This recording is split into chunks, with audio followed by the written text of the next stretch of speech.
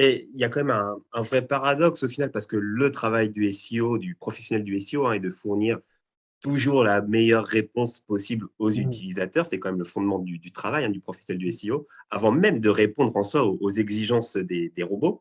Mais Mhm. aujourd'hui, bah, le SEO, on a l'impression qu'il cherche davantage la bonne façon de plaire aux moteurs de recherche, aux Mhm. algorithmes, en Mhm. espérant que le contenu qu'il souhaite Mhm. adresser à ses utilisateurs soit vraiment considéré comme qualitatif par les machines.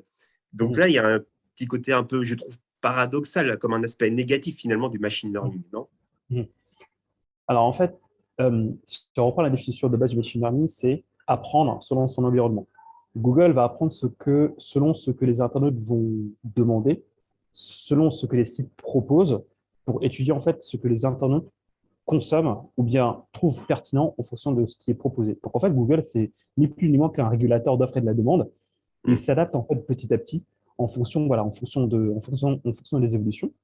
Et aujourd'hui, en fait, la manière dont le SEO doit faire son travail, c'est ni plus ni moins se poser la question, comment je vais mieux, comment je peux faire pour plaire au maximum à l'internaute final qui va consommer mon contenu. En ayant ce mindset-là dès aujourd'hui, on va travailler pour l'internaute et en fait, en travaillant pour l'internaute, indirectement, on va travailler également pour Google, étant donné que Google est en train veut plaire au maximum aux internautes également.